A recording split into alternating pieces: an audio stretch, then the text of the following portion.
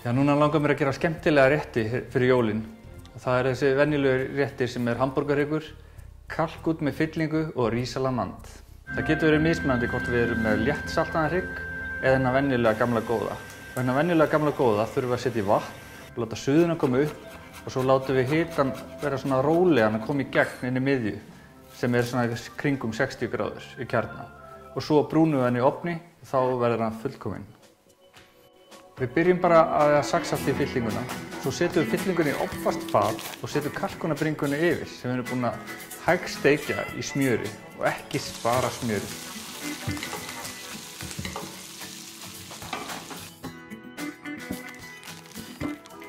Og núna ætlum við að byrja á gljáanum. Það er hægt að nota gljáan, keypta hann úr búð, en hérna erum við með aðeins öðruvísi því að við ætlum að vera með svona appelsínu ívatn.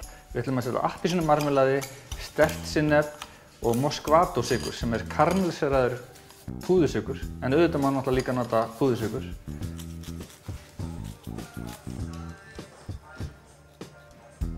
Núna ætlum við að setja hamborgarhrygginn í ofn. Ég ætla að gljáa hann með gljáanum góða og svo ætla ég líka að setja ananas sem er ferskur og láta hann bakast með gljáanum. Hann gefur bæði gott bragð og svo finnst mér þetta svolítið flott og gefur líka skemmtilegt bragð í gljáanum. Þegar maður byrjar að sjóða hrísgrjón er gott að pensla pottinn með smjöri. Þetta er gamalt húsráð sem gerir það verkum að brennur síður við.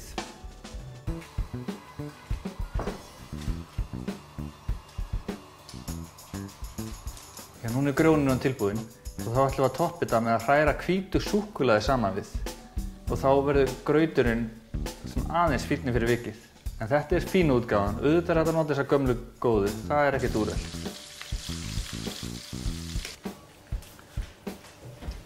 Til að gera risalamand aðeins að mínum hætti, þá ætla ég að smjörrista möndlurnar. Mér finnst það skemmtilegar ef smjörið fær aðeins að karmesera og kemur svona hnetu á smjörinu og þá verða hneturnar stökkar og gullibrúnar.